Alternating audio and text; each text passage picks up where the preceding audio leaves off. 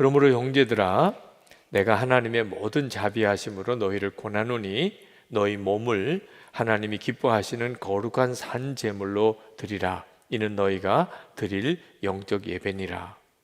너희는 이 세대를 본받지 말고 오직 마음을 새롭게 함으로 변화를 받아 하나님의 선하시고 기뻐하시고 온전하신 뜻이 무엇인지 분별하도록 하라. 아멘. 어떻게 하면 이게 하나님의 뜻이구나, 그걸 내가 알 수 있느냐는 거예요. 하나님에게 정말 모든 것을 다 전적으로 맡기고 사는 삶을 살아야 하나님의 뜻이 보입니다. 하나님께 완전히 맡기지 못하면, 완전한 순종을 드리고 하나님을 절대 믿고 말씀대로만 살아야 되겠다고 결단이 안 되는 사람은 계속 헷갈립니다. 하나님의 뜻이. 하나님이 좋으신 하나님이라는데 왜 나에게 이렇게 하시나? 기도하면 응답하신다는데 왜 응답을 안 해주시나? 이것도 복인가? 맨 이런 갈등만 느끼다가 그리고 시간 다 보내는 거예요. 그래서 로마서 12장 1절에 그러므로 형제들아, 내가 하나님의 모든 자비하심으로 너희를 권하노니 너희 몸을 하나님이 기뻐하시는 거룩한 산 제물로 드리라. 너희 몸을 하나님께 산 제물로 드리라. 이 말씀은 바쳐야 되냐 안 바쳐도 되냐 그런 뜻 아니에요. 그러니까 갈등이 생기는 겁니다. 이 말씀은 그런 뜻이 아니고, 내 몸을 세상에 바칠까 하나님께 바칠까? 세상에 바쳐야 되나 하나님께 바쳐야 되나? 그럼 어디로 바쳐야 돼요? 하나님께죠. 그러면 이 말씀이 얼마나 쉬운 말씀이에요. 맞아, 당연히 그래야지. 우리 몸을 내가 세상에 바쳐가지고 그거 어떻게 되려고? 내 몸을 하나님께 산제물로 바쳐야지. 너희 몸을 하나님이 기뻐하시는 거룩한 산제물로 드리라. 그 말은 나는 하나님 나라 백성이다, 그렇게 분명하게 생각하고 살으라는 거예요. 왜 그렇게 해야 되냐? 그래야 세상에 휩쓸리지 않는 거예요. 우리가 세상에 살지만 세상에 휩쓸리면 안 되는 겁니다. 세상 사람들이 사는 것처럼 그렇게 살면 안 되는 거예요. 우리는 하나님 나라 백성이니까. 세상에 살기는 하지만 하나님의 나라 백성답게 살아야 되는 거죠. 직장에 가서 당신은 조금 특별해요, 말하는 거나 행동하는 게 좀 특별해요, 이런 소리를 듣는 게 지극히 당연해요. 어쩌면 당신은 이렇게 생각하는 것도 다르고 말하는 것도 조금 다르고 행동하는 것도 다르고 당신은 참 특별한 사람이네요. 그 세상 사람들은 예수 믿는 우리를 보고 그렇게 느껴야 지극히 당연한 거예요. 사도 바울은 몸을 하나님께 산제물로 바치라, 이 권면을 하나님의 자비하심으로 권한다고 그래요. 다시 말하면 아주 정말 축복의 말이라는, 느낌이 잘 안 맞을 것 같아요, 그죠? 하나님의 자비하심으로 말한다면 내게 참 좋은 말일 텐데, 그런데 몸을 산제물로 바치라니, 이렇게 무서운 이야기를 하면서 그걸 자비하심으로 말하는 권면이라고 할 수 있을까? 여러분, 이상할 거 없어요. 결혼을 한다고 생각해 봅시다. 그러면 배우자에게 나 자신을 완전히 다 바친 거죠. 그게 결혼인 거예요. 근데 만약에 딴 여자가 나한테 자기를 바친다 그러면 이건 말도 안 되는 거죠. 저에게 자기를 완전히 바칠 수 있는 사람은 제 아내밖에 없어요. 아무나 그렇게 하고 싶다고 할 수 있는 게 아니에요. 목사님, 저도 바치고 싶어요. 말도 안 되는 거죠. 그죠? 아니, 바치고 싶다고 누구나 다 바칠 수 있는 거예요. 하나님께 내 몸을 산제물로 바칠 수 있는 것은 하나님의 자녀된 권세가 있는 사람만 하는 거예요. 하나님이 은혜 준 사람만, 진짜 복을 받은 사람만 할 수 있는 거예요. 아무나 할 수 있는 게 아니라니까요. 그래서 사도 바울이 이것은 정말 자비로운 마음으로 너희에게 권하는 거라는 거예요. 이건 너 정말 복 받은 거야. 왜? 그렇게 했기 때문에 우리는 더 이상 세상에 휩쓸려 가지 않아요. 하나님께 나를 완전히 바쳐버렸기 때문에 세상이 어떻게 할 수가 없어요. 마귀가 나에게 어떻게 손댈 수가 없어요. 하나님께 다 바쳐버렸기 때문에. 만약에 몸을 하나님께 산제물로 바치라, 이게 정말 자비로운 권면이라고 느껴지지 않는 분, 솔직히 말해서 조금 부담이 되는 분, 그런 경우는 어떤 경우냐 하면 아직 하나님과 결혼한 것은 아닌 사람, 하나님의 신부가 아니에요. 그런 경우는 부담이 되죠. 그죠? 결혼도 안 했는데 그런데 뭘 바치라고 그러면 진짜 부담되는 거죠. 결혼한 관계는 너무 당연하고 또 그것 자체가 기쁨이지만 결혼도 하지 않은 관계에서 자기 자신을 상대방에게 바치는 것은 정말 진짜 부담되는 거죠. 그러니까 우리가 하나님께 내 몸을 산제물로 바치라는 말이 어떻게 느껴지느냐에 따라서 하나님과 나 사이의 관계가 어떤지를 그대로 보여주는 거예요. 산제물이라는 것은 살아있는 제물이라는 뜻이에요. 제물은 죽어야 제물입니다. 그죠? 속죄 제물을 바칠 때 제물을 죽여요. 그래서 목을 따서 피를 다 쏟아내는 게 속죄 제사예요. 그래서 제물은 죽는 거죠. 그런데 산 제물이라는 거예요. 그러면 무슨 뜻이죠? 살아있지만 실상은 죽은 거라는 겁니다. 그게 바로 나는 죽고 예수로 산다, 이런 뜻이에요. 그 말이 그 의미예요. 살아있긴 한데 죽은 거예요. 제물로서 죽기는 죽었지만 여전히 살아있어요. 그게 산 제물인 거죠. 그러니까 살아있지만 실제로는 주님과 사이가 완전히 하나가 된 바람에 예수님과 함께 죽었고 이제는 예수님으로 사는 존재가 된 거죠. 이처럼 나는 이제는 전적으로 주님의 것이다. 내가 살아있기는 하지만 예수님이 나를 통해서 사시는 거다. 주님이 하고 싶은 말 내 입을 통해서 하시고, 주님이 하고 싶은 일 내 손을 통해서 하시고, 내가 가지고 있는 소유 주님이 기뻐하는 대로 쓰시는 거다. 이렇게 사는 것이 바로 산 제물로 바쳐진 사람이에요. 그렇게 되면 어떻게 되는데요? 세상이 그를 어떻게 건드리지를 못합니다. 마귀가 그를 사로잡지 못하는 거예요. 완전히 하나님의 것이 되었으니까. 그러므로 우리에게 필요한 것은 재능도 아니고 재산도 아니고 능력도 아니에요. 하나님이 우리를 통해서 역사하시려면 내가 가정에서 하나님의 은혜의 통로가 되고 싶어요. 내가 일터에서 하나님의 통로가 되고 싶어요. 하나님 저를 사용하세요. 그러려면 아주 간단해요. 내 몸을 하나님께 산제물로 바치면 돼요. 재능이 있다고 쓰시는 것도 아니고 재주가 있다고 쓰시는 것도 아니에요. 나는 죽고 예수를 삽니다. 나는 내 몸을 이제 주님께 바쳤습니다. 그 사람을 쓰시는 거예요. 실제로 제가 목회하면서 보니까 그게 준비가 되면 하나님이 저를 통해 쓰시고 역사하시고, 제가 그런 믿음이 아니면은 주님은 전혀 일하시지 않으시더라고요. 제가 부산에서 목회할 때예요.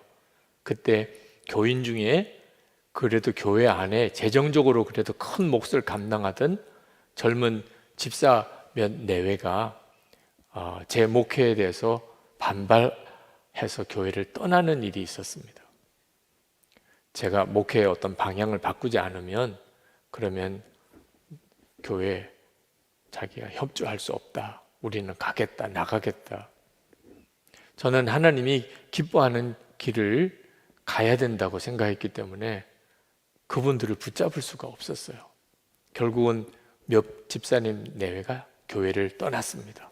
그때 제 마음속에 참 상실감이 있더라고요. 목사는 어쩔 수가 없나 봐요. 교인이 이렇게 떠나게 될 때 마음에 내가 자격이 없구나, 그런 마음도 있고, 또 누군가가 나를 싫어한다는 것이 주는 아픔도 있고, 그래서 참 마음이 많이 힘들었어요.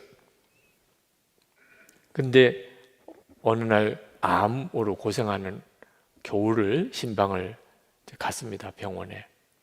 그래서 그 암으로 고통스러워 하시는 그분을 위해서 예배 드리고 그리고 기도하고, 그때 제 마음속에 갑자기 주님의 책망이 들리더라고요.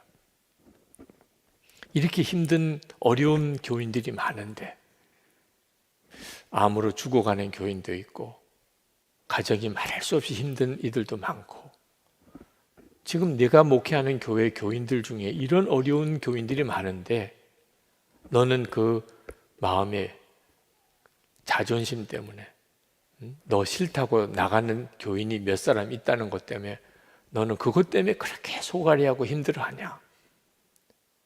아, 잠깐 목사 자격에 없구나. 그 신방하고 나오면서 그런 마음이 들어요. 아, 내가 지금 뭐 때문에 내가 속마음으로는 지금 힘들어하는 거냐? 이렇게 힘들고 어려운 교우들이 이렇게 많은데 내가 지금 뭐 때문에 이렇게 어려운 거지? 그때 비로소 아, 내가 정말 예수님과 함께 내 자아가 죽지 않으면 목회 제대로 할 수가 없는 거구나. 기분 나쁜 일 목사도 많고요. 욕심되는 일도 목사도 많아요. 인간적인 유혹도 많고, 뭐 여러분들이 좋은 거 저도 다 좋은 거고, 여러분이 하고 싶은 거 다 저도 하고 싶고, 여러분이 싫은 거 저도 싫고요. 똑같죠, 뭐 사람인데. 그래 가지고는 무슨 목회를 제대로 하겠냐? 하나님이 어떻게 쓰실 수 있겠냐? 그래서 그때 하나님, 제가 정말 나는 죽었습니다. 이 믿음 하나 분명히 하고 가겠습니다. 그 기억이 나요. 사도 바울도 그랬지요. 갈라디아서 2장 20절에 내가 그리스도와 함께 십자가에 못 박혔나니 이제는 내가 사는 거 아니에요. 내 안에 그리스도께서 사시는 것이라. 사도 바울이 이렇게 고백한 이유는 그게 사도 바울에게 가장 안전한 것이었어요. 그리고 하나님이 사도 바울을 쓰실 수 있는 비밀이었어요. 무슨 사도만 그렇습니까? 부부 사이에도 똑같아요. 남편과 아내 사이에도, 아버지와 또 어머니와 자녀 사이에도 똑같아요. 주님이 역사하시려면 이제는 내가 사는 거 아니요, 내 안에 그리스도께서 사시는 것이라. 내 몸을 하나님께 산제물로 바칩니다. 주님이 그냥 나를 쓰세요. 나를 통해서 주님이 역사하세요. 내 자존심, 내 생각, 내 의지, 내가 원하는 거 이제 없습니다. 주님이 원하는 게 내가 원하는 거고, 주님이 하고 싶은 게 내가 하고 싶은 거고. 그런 사람들이 가장 안전하다니까. 그리고 하나님이 그 사람을 통해서 역사할 수 있다니까.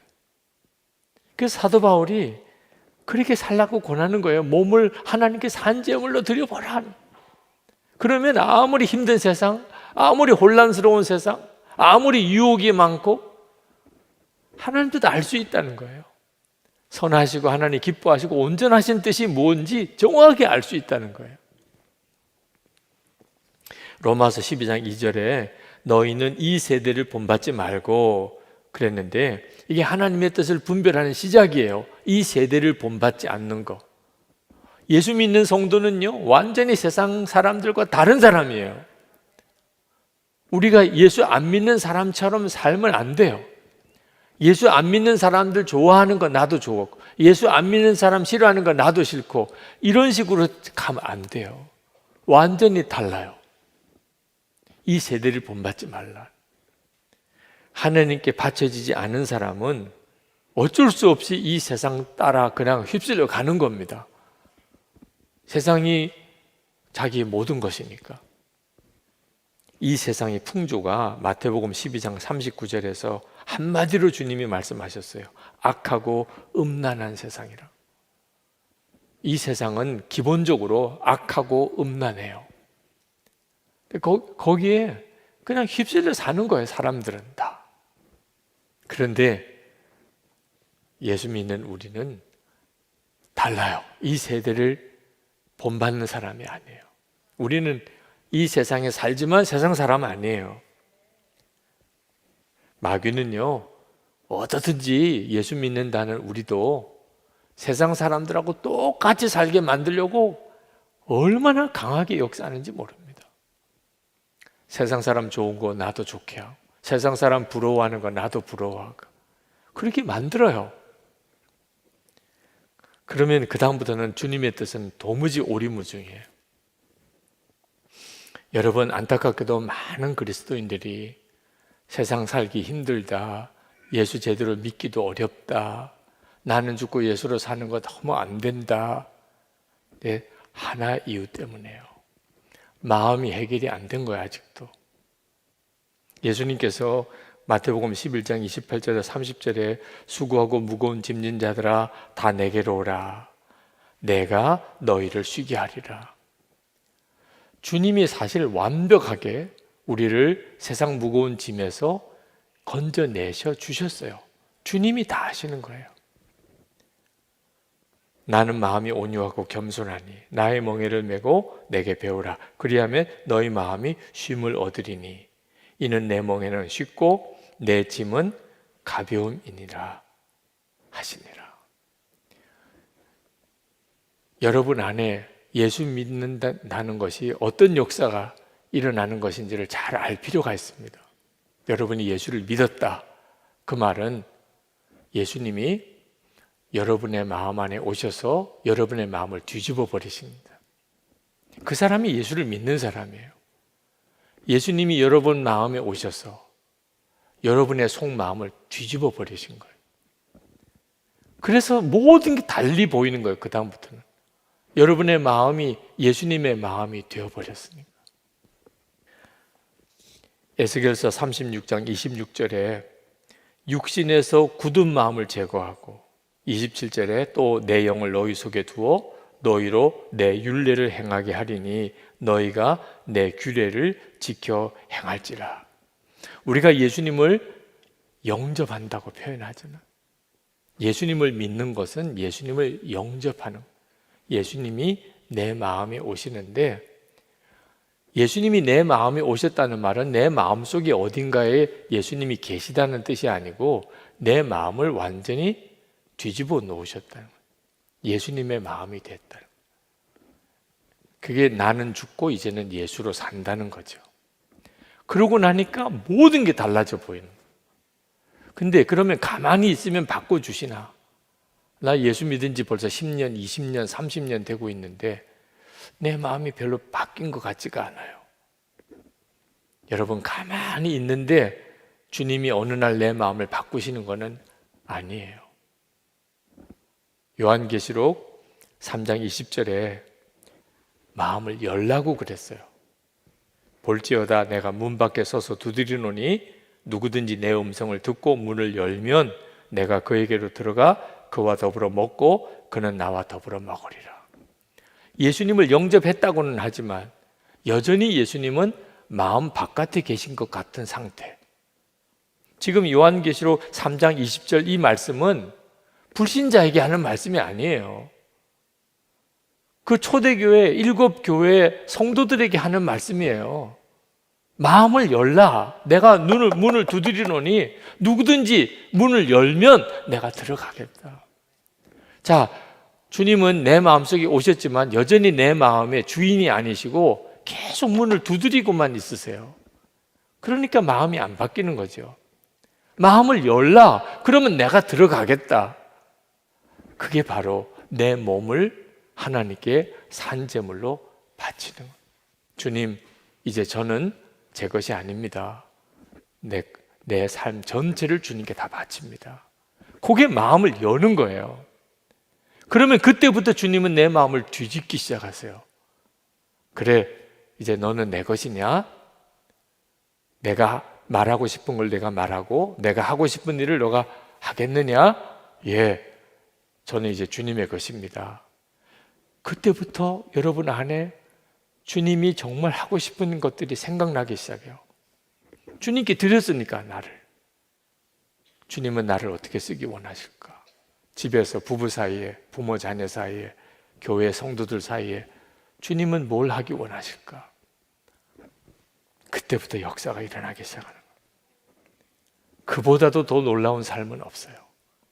올인이라고 하는 책을 쓴 마크 베터슨 목사님, 그 책 속에 이렇게 썼습니다. 여러분이 알코올 중독이나 거식증을 평생 잘 이겨낼 수 있을지 저는 잘 모릅니다.